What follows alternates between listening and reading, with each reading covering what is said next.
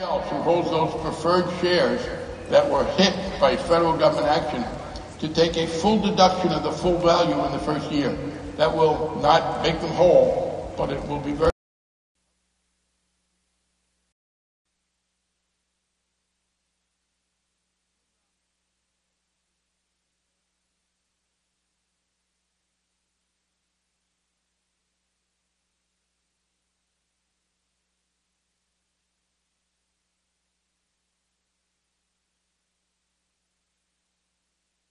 particularly those who live in public housing. We complain about public housing, but that's because we built it.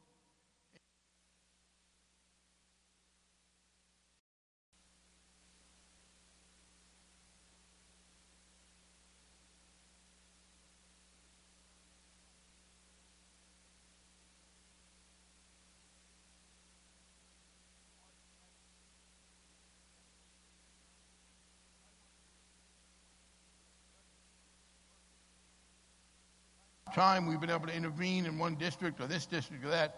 We want to do for the whole country what Corinne has fought so hard to do for her constituents, and that's where we're going to go. Now, let me just talk about two things. The bill that we passed, it does urge the banks to reduce the principal for people facing foreclosure if at a reduced level, below the level of the loan, they could make those payments, and then we'll let them go to the FHA and get a guarantee. Because we know that a large number of people in the minority community were victimized, particularly older people. There were older people, especially in many cases women, and they'd spent their lives raising children and taking care of the household. They never had the opportunity to acquire a lot of financial sophistication. You know, they knew a lot of things that other people don't know about: how to take care of kids when they're sick, how to discipline children, how to help them get an education. But those were no protection for them when the scam artists came and tried to bamboozle them. And some of them got bamboozled. And people who didn't need another mortgage got one. We are going to try to help them. Now, and that was in the past bill that we passed. We also created an affordable housing trust fund, because here's part of the problem that we had, frankly, under the Republicans. They acted as if home ownership was the only form of decent home. Yes, it's nice to own a home if you can afford to. People said, well, don't you want everybody in America to be able to own a home? I said, yes, and I'd like to be able to eat more and not gain weight. But sometimes your wishes aren't realistic, and you got to be serious about that. There are people in our country, for a variety of reasons, mostly economic, who are not going to be able to afford to own homes. The problem was that for the last 12 years, the Republicans killed all the programs to build affordable rental housing. And we pushed people into home ownership who shouldn't have been there. We have begun the process now that we're back in the majority of building decent, affordable rental housing. And we will have that going forward. That was part of the bill that we passed. But if people are facing foreclosure, we do have mechanisms in place now where the banks are supposed to take advantage of some incentives and reduce the principal. And people should understand this. If this doesn't happen, call your member of the House or Senate. We have let them all know how they can get in touch with people, and we'll put some pressure on them. But that brings me to the current bill. Here's where we are. The conservative philosophy that government is bad and the free markets know everything, which governed for years. The majority leader when the Republicans in power that Corinne and I had to deal with, a man named Dick Armey, he was an economist, and he said the government is dumb and the market is smart. Well, the smart market kind of screwed things up. They wouldn't regulate. They wouldn't regulate all these sophisticated financial innovations. And by not regulating, we've let the private sector get us in terrible trouble. We have to respond, but we're not going to respond the way the Bush administration asked us to, which is let the Secretary of the Treasury have all this power. And he's a decent man, but no one person should have all that power. We have added the following. First of all, even he agreed yesterday, this bill that we will be passing, I hope, will for the first time in American history put some limitations on the outlandish amounts that the CEOs and the other top people have paid themselves. What we're saying is, if you got yourself in trouble and you need some federal help at this point, don't think you can use the federal tax dollars to pay yourself these outrageous salaries. No more golden parachutes. No more of these one-way contracts. Beyond that, we're creating a tough oversight board that'll be appointed by the Speaker and the Majority Leader, and every single transaction that the Secretary of the Treasury takes will be reported to them. so we can see what they're doing. Finally, third, not finally, when they buy up the debt, we've said, okay, you're going to buy mortgage securities, we instruct you to buy those in a way that we will then gain control of a lot of mortgages. And once we do, we will then act to reduce the principal, in many cases, to reduce foreclosure. Later today, we've got a hearing with Fannie Mae and Freddie Mac that's now been taken over by the federal government. And similarly with them, we are going to say, your mandate is to reduce foreclosures.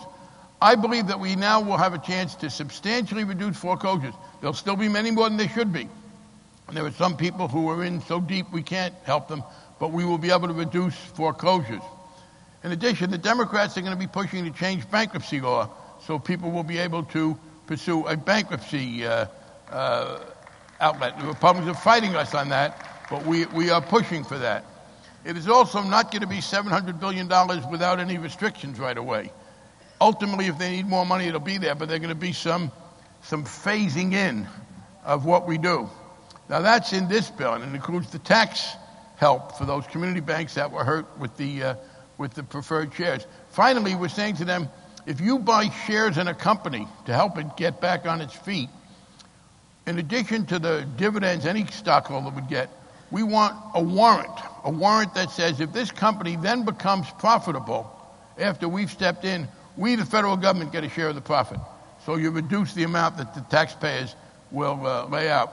Next year, we will make as one of our highest priorities putting regulations in place to keep this from happening again. These credit default swaps and collateralized debt obligations and derivatives of collateralized debt obligations, please do not be intimidated if you do not understand them. Very few people understand them, including many of the people who were trading in them. If they knew what the hell they were doing, we wouldn't be in the fix we're in today. And we're going to put in some regulation. Let me say that as chairman of the Financial Services Committee, the single greatest source of strength in our efforts to build affordable housing and put sensible regulations in and reduce foreclosures has been the Congressional Black Caucus. There was a large membership on our committee on financial services from the CBC. 2 of the 5 subcommittee chairs are members, Mel Watt in the Oversight Committee and Maxine Waters in Housing. Maxine has taken a lead in affordable housing. Mel has, for instance, had hearings about the failure to enforce the anti-discrimination laws and similar laws that deal with that. We have stopped them from doing bad things, and we have begun to do good things. If we had a president who was cooperative, it would be even better. Last point, let me just say, you may have read today that John McCain is coming to our rescue. I don't know, there's people here our age, Corinne. You remember Andy Kaufman when he used to sing, move his lips to Mighty Mouse? Here I come to save the day. John McCain is coming to save the day, and we don't need him. What I'm afraid of is this. We have already reached a point where we're about to have a meeting at 10 o'clock between the House and Senate Democrats and the Republicans, and we're close to putting this together because the Republicans have accepted the safeguards I talked about, oversight and getting a profit potential and compensation restrictions. They're fighting us on bankruptcy. I don't know how that will end, but on almost everything else, they've given in. John McCain's campaign was in trouble, so he's now announced that he's going to come in here, and I'm afraid, if anything, he may screw things up. I told him, actually, I said to the press, if John McCain really wants to be helpful, we've got some general agreement, but there are some tough and complicated economic and legal decisions to make. If he really wants to help us, where we are facing these very difficult intellectual and economic decisions, he should send Sarah Palin to help us figure out how to deal with them. We need her expertise. We are going to go forward, and I guarantee you, and you know that with CBC members, both on our committee, and Greg Meeks, and Emmanuel Cleaver, Al Green, David Scott, Keith Ellison, Lacey Clay, Gwen Moore, all members of our committee, Andre Carson. These are all on the committee that I chair. We will do the best we can to turn this country around. You also have advocates like Corinne and others who keep working with us. So and Carolyn Kilpatrick, who's on the subcommittee that appropriates the money, give us a president we can work with. and we're going to make our country what it ought to be. Thank you.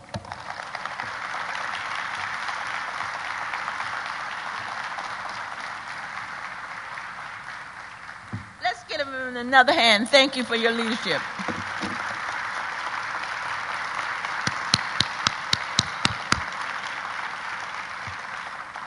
You heard it first, folks. Let me tell you, when we first started planning this weekend, or this, it's no longer a weekend, this conference, and this is my 25th year, and this is the 38th year of the conference. I really wanted this workshop on foreclosure. And one of the reasons why is that we're going to have a wonderful panel and wonderful discussions. But afterwards, for 3 days, we're going to have individual counseling to help people rewrite those mortgages and make a different decision. And I want to tell you, I've had these workshops, and we are still having people to come in countrywide and the banks, these people who have written these bad mortgages, we're having them to renegotiate those mortgages. And that's the meat of the coconut. We are going to do that, and that's why I am so excited about what we're doing here today. Now, it is my honor to introduce the moderator today. And it's very little I have to say. He is the president, CEO of the National Urban League. He is the former mayor of New Orleans, one of my favorite cities. And he is one of the leaders in this area of foreclosure. And his organization will be working throughout the country because they're in place so that we can turn this around in our community. I have always said when America get a cold, our community get pneumonia. Now, the major source of wealth in our community have always been our home. And now that we are eroding that with these schemes and gimmicks, I am so happy that our moderator is in leading. Come on out. Let's give him a hand.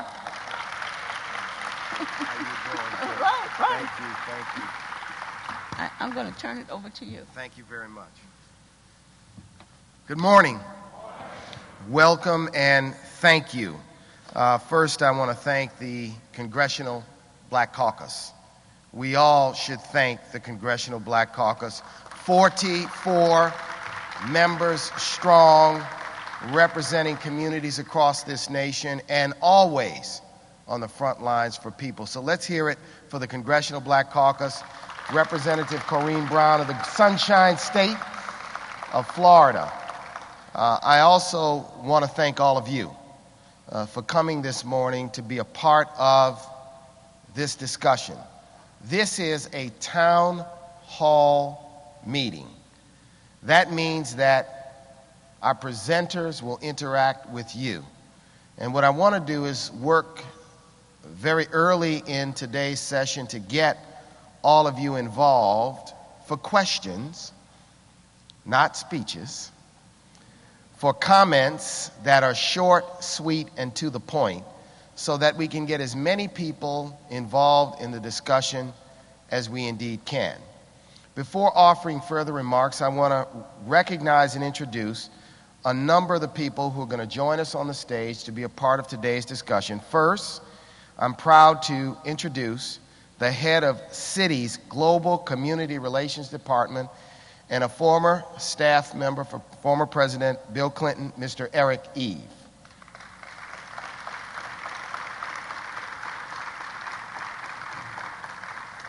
Second, the Senior Vice President of External Affairs for the Federal Housing Finance Board, Mr. Lawrence Parks.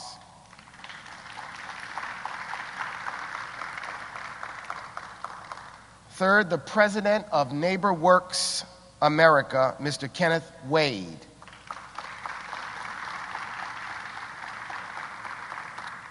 And also the former CEO of Fannie Mae, and former Director of the Office of Management and Budget, Mr. Franklin Raines.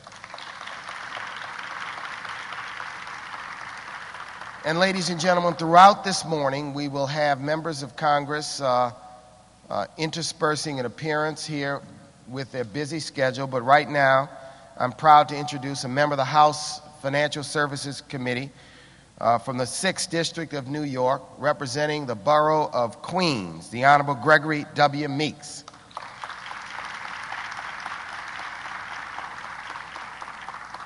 And let's give our panelists a big round of applause and ask all our panelists to please be seated.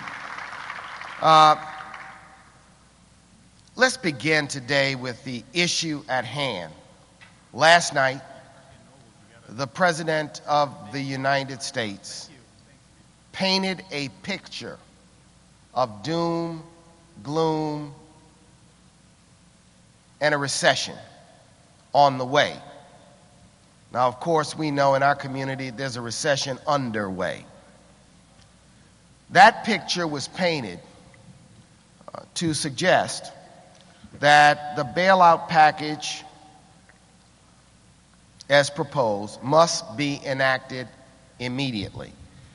That package seems to take care of Wall Street bankers, but does not in its current iteration include much for homeowners who got subprime mortgages and are now about to lose their homes. I want to ask, beginning with Congressman Meeks. Congressman, number one, how did we get where we are? And number two, what are your views on the package as proposed at this point? How did we get where we are, and what are your views on this bailout package? Thank you, Mark. We got here basically because people were asleep at the switch, in my estimation. When you look at what was taking place over the last 6 to 8 years, and there was no one, the regulating bodies were not doing what they should have been doing so that it could have been anticipated the problem. Now, there were issues and there was questions that were asked long ago, even before, because it's not a partisan issue in this regard, even before Democrats took control of the House. The former chair of the Financial Services Committee, Mike Oxley, said that and we came up with a proposal that we submitted to the White House to look at the mortgage industry and what was taking place. And the White House summarily rejected it, saying that the market will fix itself.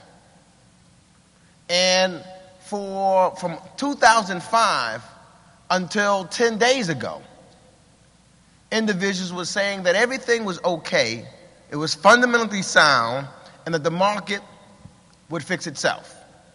And things continually became worse until we had 10 days later, we see what we have now with reference to this bailout. Now, in my opinion, in this bailout, you can't do something for Wall Street without also making sure you do it for Main Street. And we've also have to, and the administration as a result, and this is what I said to Secretary Paulson yesterday, has a credibility issue. Because the question is whether or not they're telling us the truth about the seriousness of the markets and that they would virtually be incapacitated and we go back into a depression. Because it's a credibility problem because we've been there before when you rush to judgment. And so the question is the judgment that we have to make, do you have to rush to it? And I think that that's what's the debate that is taking place right now. We know that we cannot have, there's deal breakers on this $700 billion. Deal breaker number one, there's no oversight or regulation as first asked for by the feds. Deal breaker number two, There's nothing in there for those individuals who are distressed homeowners so that they can keep their homes. Deal breaker number 3, who's going to manage the money once it is allocated? Because we know that we're already in this trouble because people mismanage the money. And are we going to give the money back to those same people so they mismanage it again? Or are we going to be able to diversify the risk so that we're not taking the same risk we had before with it all money being in the hands of a few folks? So there are tremendous problems, Mark, with the proposal as is.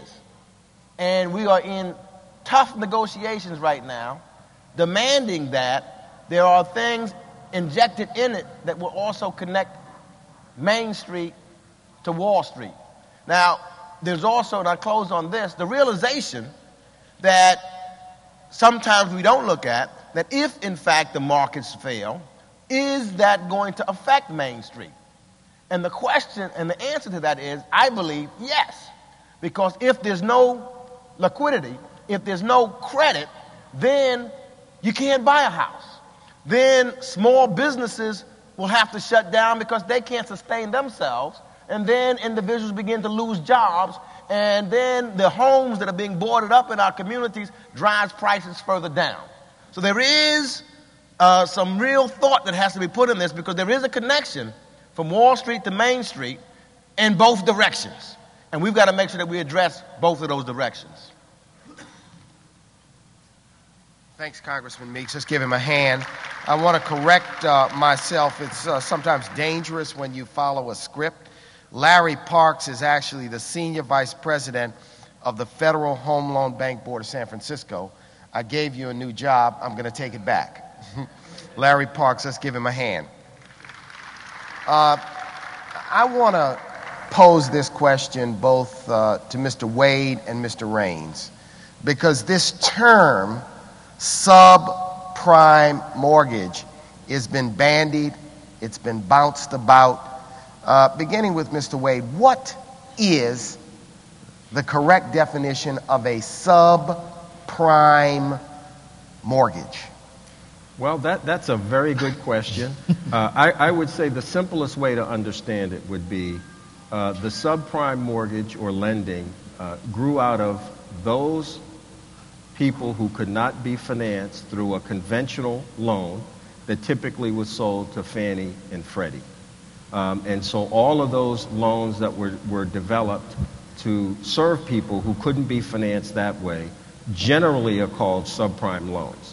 Now, what happened in the subprime market, and it initially began as a very small piece of the market, it grew significantly to about half of all mortgages being made in the country were being done in the subprime sector.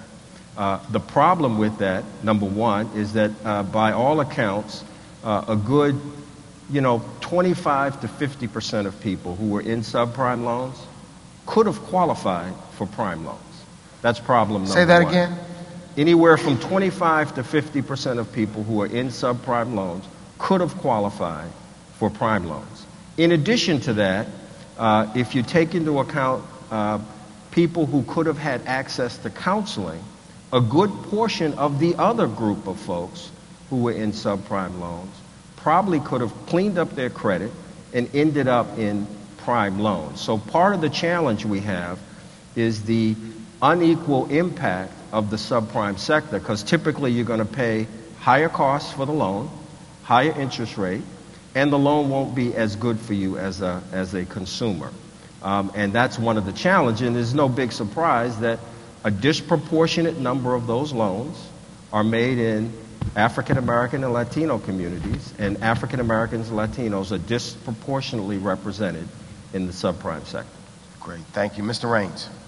Well, I think that's exactly right, and it's a tragedy of wealth stripping from minority communities that this was allowed to go on, and that the first regulation we had of subprime loans by the Fed only happened earlier this year, long after the horse was out of the barn. Not only were subprime loans targeted on minority communities, but also there was a big movement away from FHA loans, so that FHA's percentage of the market declined dramatically. And indeed, by the time I was leaving the industry, everything was declining except subprime and so-called Alt-A loans. So we had this takeover of the mortgage market by products that were inherently anti-consumer. And they continue to be anti-consumer because if you've got a subprime loan and you're trying to refinance it, there are penalties that need to be paid in order to refinance that loan, which gives you yet another hurdle. We put out something called the Mortgage Consumer Bill of Rights back in 2000 that tried to deal with these issues and tried to alert people to these problems, but even we could never imagine that the subprime market would grow so large that it would take over virtually all financing, even in middle-class minority communities. Good. Ladies and gentlemen, let's welcome the chair of the Housing Subcommittee of the House Financial Services Committee, Congresswoman from the great city of Los Angeles and the state of California, Maxine Waters. Thank you. And Congresswoman Waters, I know your time is tight, and you've been on the front line with this. We've been talking a little bit about how we got here, a little bit of a description and a definition about what subprime mortgages are and are all about. Chairman Frank was here earlier talking a little bit about his perspective. I think it would be helpful if you would give us your thinking on the current discussions underway about the rescue / bailout / plan / proposal. Okay, thank you very much, Mark, and I want to thank you for all of the work that you have been doing with us on several fronts. One, trying to expand housing opportunities. Secondly, the counseling piece that you have taken up to help people to stay in their homes because of the subprime meltdown. Let me just say that there's a little bit of blame to go around to almost everybody about this subprime meltdown and this mess that we have. As you know, we have all for many years urged all of our financial institutions to open up opportunities for minorities to get into home ownership. We had to work very, very hard because there was a time when we were redlined, when we could not get mortgages. They literally drew red lines around minority communities and said, in essence, we don't want to deal with those communities. Those people can't afford mortgages, on and on and on. So we worked for years to open that up. Well, our financial institutions determined that, you know, there really are people there who can afford these mortgages, and we've been missing out maybe on a whole market, and we need to get in there and get some of this market with all of this urging that is going on from black elected officials and community leaders. And so not only did they dive into these areas, they went there not with the same kind of regular prime loans that they were extending to people in white communities. And what we discovered, and Frank knows this well, is that you could have an African American and a white with the same income, same kind of history of payment, all of those indicators that are reviewed when one is deciding whether or not to extend a mortgage. And the subprime is the one that's extended to the African American that is 1, 2, 3 percentage points higher, and a lot of other kinds of things, prepayment penalties, on and on and on. So what you had was a subprime market and predatory lending that became the order of the day in the minority communities. And after they got into these communities with these subprime loans and these high interest rates and prepayment penalties and all of that, they came up with all these other exotic products